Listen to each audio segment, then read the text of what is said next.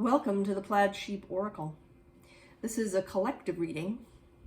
It's another chapter in this collective story, this collective quest that we are all on. And today's is sort of a cautionary section of the story. We begin with the Surrealist Emperor. And he has, of course, as things often do, two aspects. So on the one hand, right, there's the, positive view of the emperor, our personal inner authority, our sovereignty, our ability to manage our lives,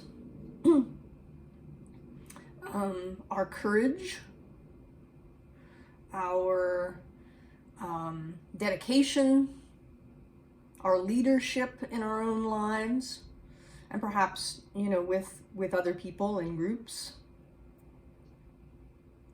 And then, right, there's the flip side, which is the outer authority, right? The voice of the harsh parent, the voice of government, the man, the voice of criticism, trying to control every last possible thing, needing to build armor and a fortress in order to feel safe. This emperor always makes me think of Sigmund Freud and this idea that we have, right, in the spiritual community particularly, that we need to, right, kill off the ego. Which, of course, we can't do that. The ego is part of us. In fact, this idea that we have to kill off the ego is coming from the ego, right? We can't step outside of that. I think that even for people who have extraordinary experiences, right, like near-death experiences,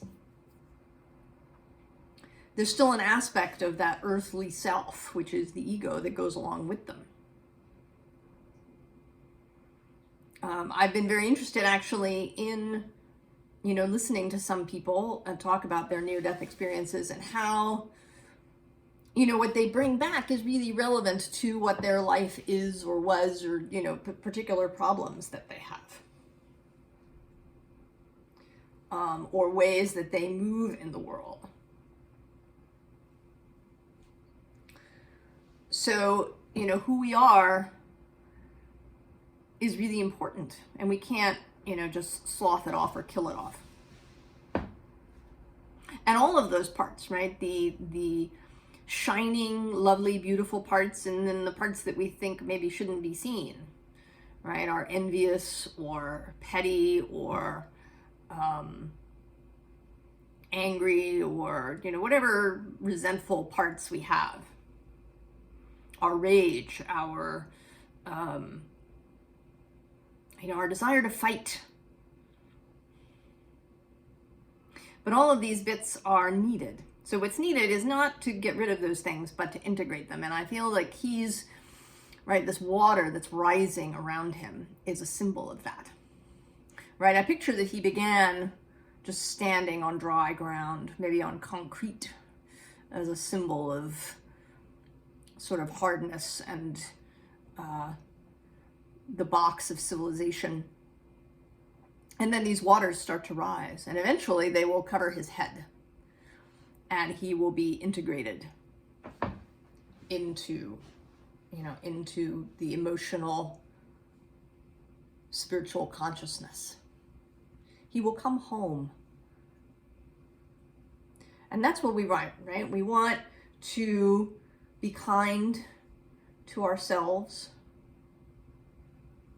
Right? We want to bring ourselves, right, all of our parts back into the fold, into a wholeness. Your heart would not wish you to kill off any part of yourself. But there is, right, there are risks. There is a caution about this, right, the dark side of the inner emperor. Stuff that we've learned in our childhood, the way that we've been programmed. These things can rise up. So the Six of Swords, right, we've set off on our journey. And initially, things are sort of unclear, right? This is a very mystical journey, right? It's up here. There's this peacock woman boat, right? We're asleep here, kind of in a dream state, floating above the land. So there's a real, foggy thing going on there. There's these fates, right? The movement of things that we cannot see. Right, the three fates. There's Clotho, who spins the thread of life.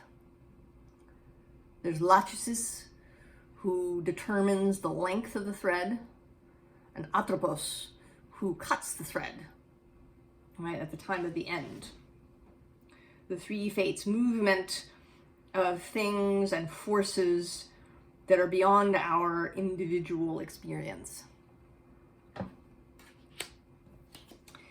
And as we're passing through, right, these initial stages, we can feel, right, disconnected perhaps from what's happening.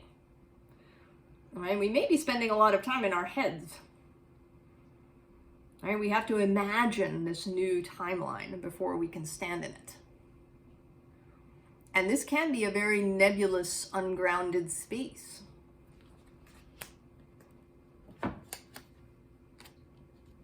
Right? There's stuff we don't know, so much stuff that's hidden, right? That we cannot see.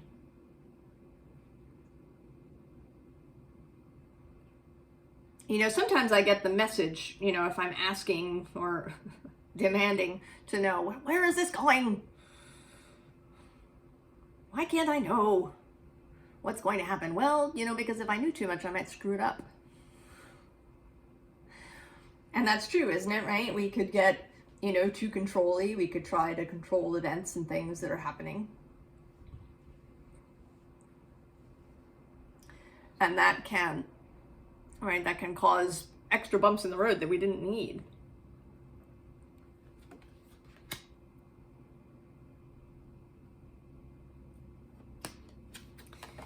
We may also,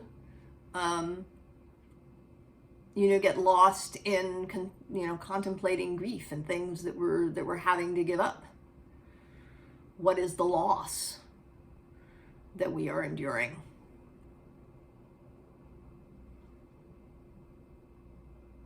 Parts that have to go. Old ways of being, maybe even people and places that simply will no longer match when, right, we come out the other side. And we can get lost in that, right? In grieving for those things.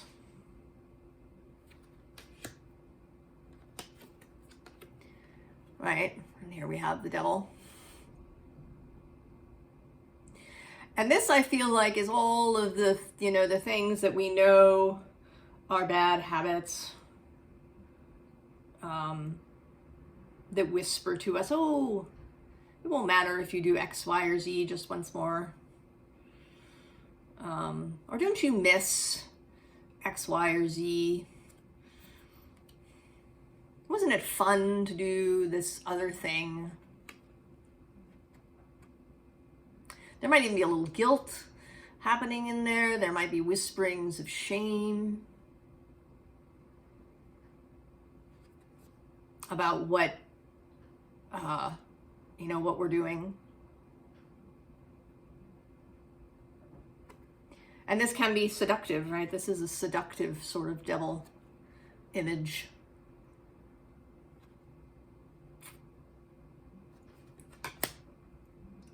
Tempting us to to leave the path. So we get the Queen of Pentacles. And here, right, she is a stand-in for earth and earthly things that are beautiful. And that isn't just, right, there are man-made things, right, that are really beautiful. Right, your home, your business, if you have one, or right, the place where you work, your family, right, the earthly things. You know, the devil is often, right, he's Capricorn, right, all of the 3D things, all of the profane things. And she's presenting the nurturing and fecund and beautiful aspects of the 3D world, right? To ground yourself in. To do those things that feed you and make you feel better rather than doing those things that make you feel worse, right? Right, eating a bag of cookies can sort of feel good in the moment, but then you feel really bad later.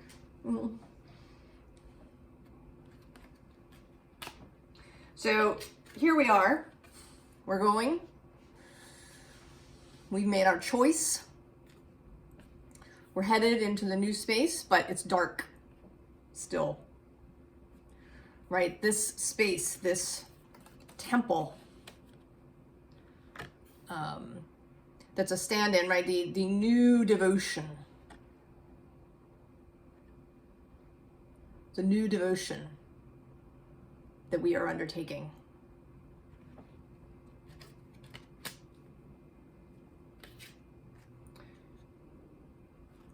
And, right, the Fool. And this is such an interesting Fool. Right, sort of a Fool of infinity, because she's holding up the card and she's holding up a card of her holding up the card, and on and on and on into infinity. So a reminder of the infinite, a reminder that we are our own best guide as we go.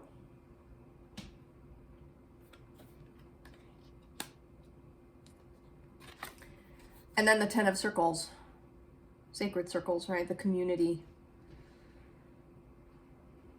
Us here, everyone else who is on, right, this journey into their new timeline now. Those friends and family that are in support of this. The earth herself. Our guides, our fellowship in the non-physical, the whole circle, the whole community that we are part of,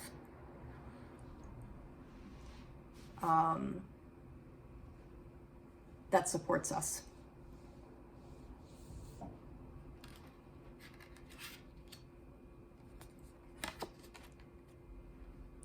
And here the Hierophant, but, right, a feminine Hierophant.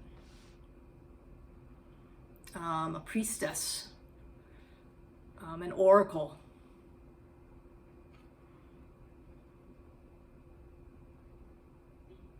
Right, so not, not the Hierophant as a representative of society, but a Hierophant who is a representative of, right, of spirit become manifest.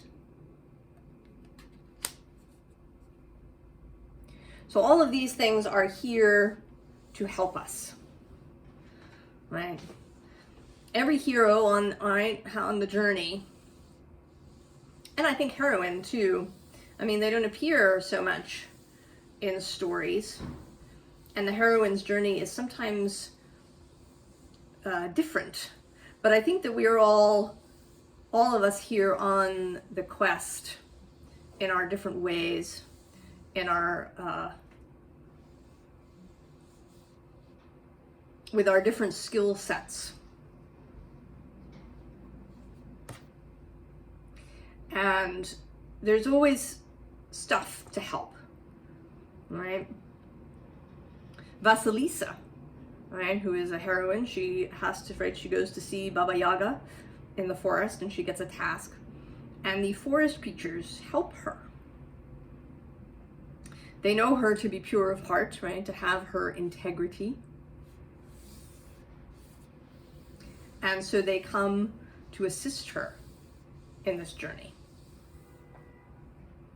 A favorite story of mine is one where the hero is a little bit of a trickster character, and he meets various guides. He meets these dogs with eyes as big as saucers, and he gets given this sack that never empties, right? It's full of food, and it refills itself.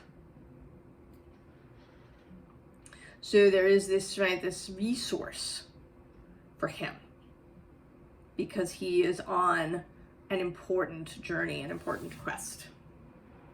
So we all have help.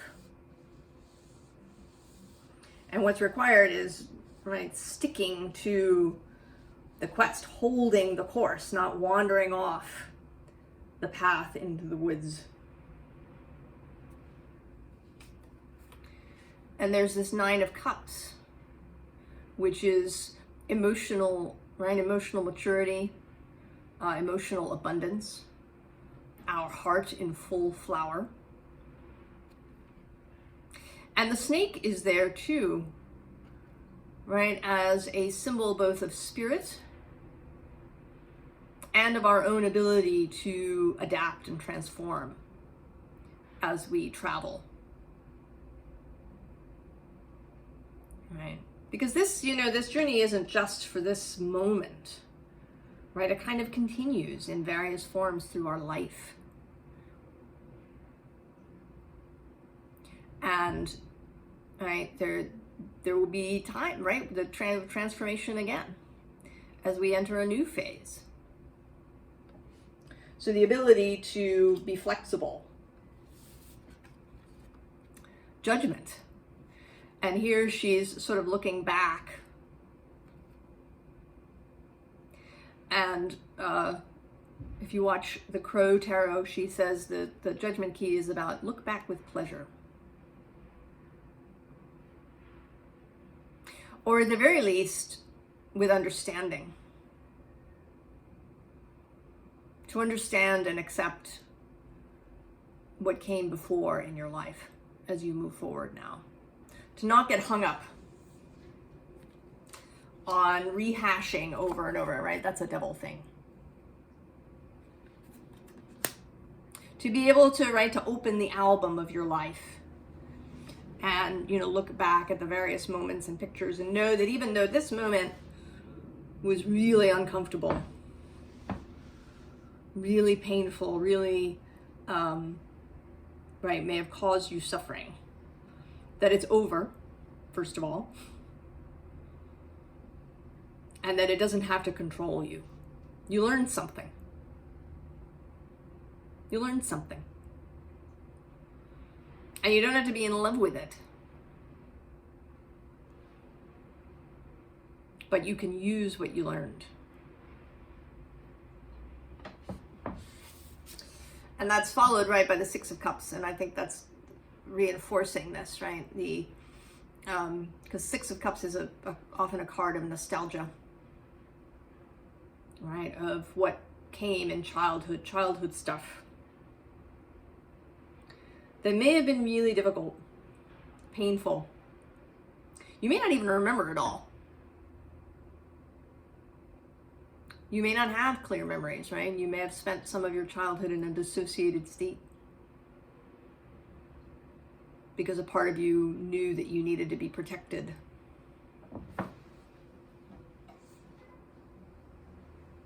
But it doesn't matter, right? Exactly the details. The details do not matter. What matters is that you learn something, you gain skills, You gained experience. You gained knowledge.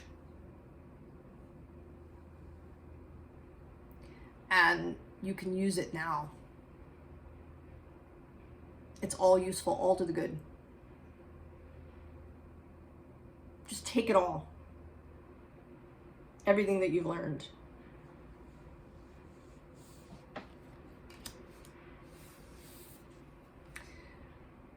And begin, right? Begin anew. This is such an interesting page of wands. You know, sometimes I see that bull as threatening. But this time, I see the bull as expectant.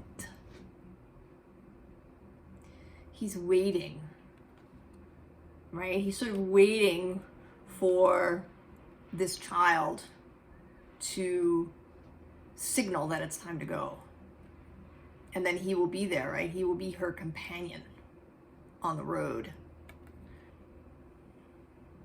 His strength, his constancy.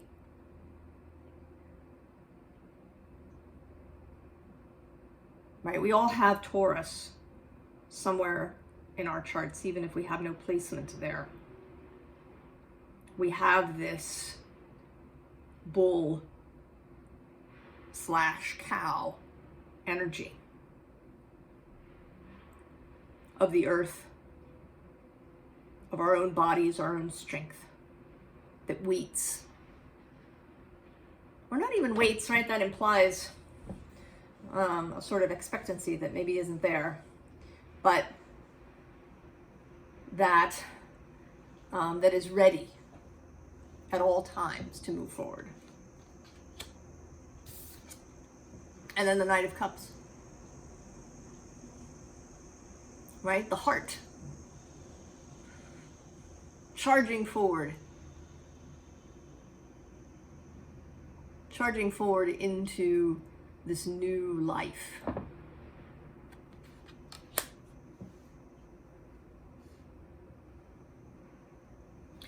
So this Four of Fire came out, and I find it so interesting, right? The Four of Wands, right, is normally very much about structure. But here, right, this is a very different sort of Four of Wands, right? I mean, about family, about childhood, about growth, about nurturing, right? Community and civilization, right? Because the Four of Wands is kind of, right, about civilization too, right? We started as humans in these hunter-gatherer bands, and then we got together.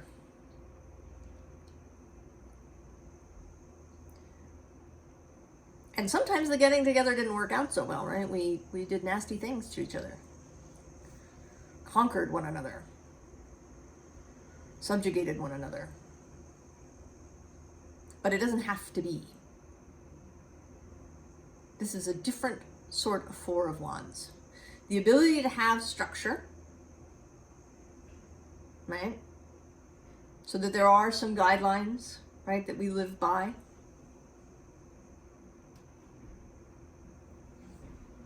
Right? Some ways that we choose to interact with one another so that we can get along and move forward together. But not so rigid and not afraid of what, you know, the next fox family or the wolf family over on the other side of the hill is doing.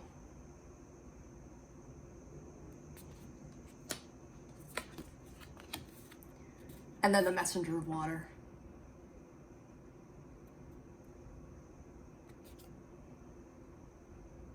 Right, this inner water that is always there for us to guide us along the way, so that we can make our way through this kelp forest. That even though, right, that there's a part of us, right, that is really adapted to moving in this space.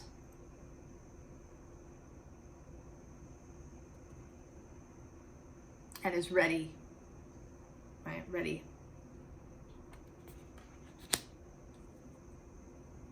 Right? She's ready to, right, to be with this aspect when the water, right, is over his head. He's not alone.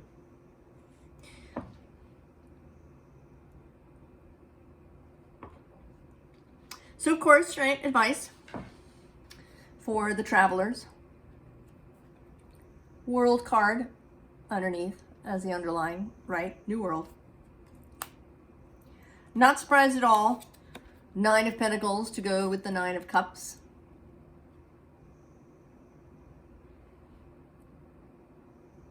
Right? Be this person. Know your own inner resource and the outer resource that exists. And of course, the Ace of Cups, which I fully expect to appear in every reading in one way or another. And here it's been here, it's sort of here 3 times, because this is a single cup in this 9 of Cups. And then we have the actual 8 of Cups. And then or Ace of Cups rather. And then the Page of Cups is here as well, holding that single cup. And between them, between the Ace and the Page, is this Chariot. So I feel as if, right, this Ace of Cups is being offered, and that it's kind of conjunct or together with this Chariot.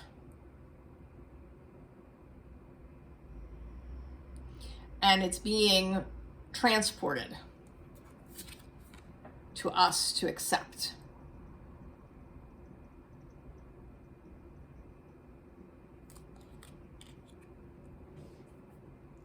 So when the cup arrives, right, we take it. We take it. We make friends with the fish that's in the cup. Right? That this fishy part of ourselves that moves easily and well through the consciousness, through the emotional world, through the metaphysical, spiritual world, through this whole timeline business. Right? We're not really, right? We don't learn to be adept at that. I mean, we start there, right? Because we start in this watery environment of the womb. And then we enter this whole new world. And so initially, we know what to do. But, you know, then it's kind of educated out of us. But that part never goes away. That part that grew with us in the womb never goes away. And lastly, the underlying to the Surrealist deck, the Emperor was the top, and the underlying is what may be my favorite Ace of Pentacles now. This Ace of Pentacles. Right? The ship on the horizon, this golden yoke sun. Right? It's the yoke that grows into new life. Right? The white is its nourishment. Right? Is the chick's nourishment.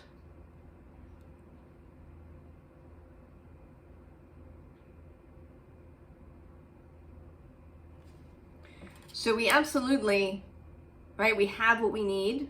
It's there around us. We just have to be willing to accept it and to not get involved in, right, in listening to all of this. And I know, I totally know that this is easier said than done. I absolutely know.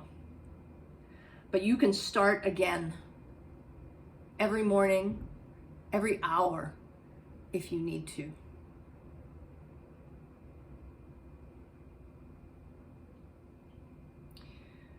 Your heart, your fellowship will be there every single time.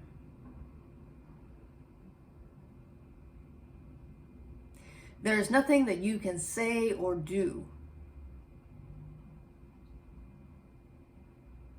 that will cause them to reject you and to walk away.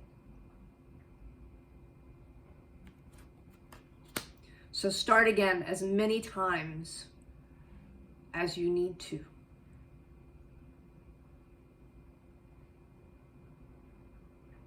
Right? All of those bad days, the days when it all seems like too much. When things are not going right, right? We want everything to go right. And when things still seem to not be going right, have I not done enough?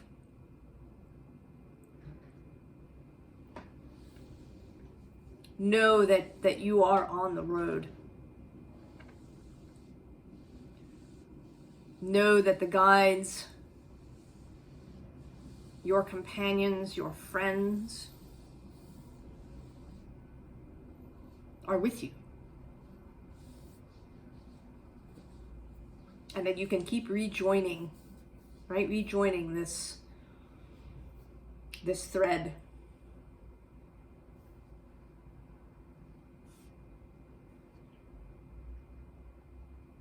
I wish you all the very best, and I will see you next time. So long.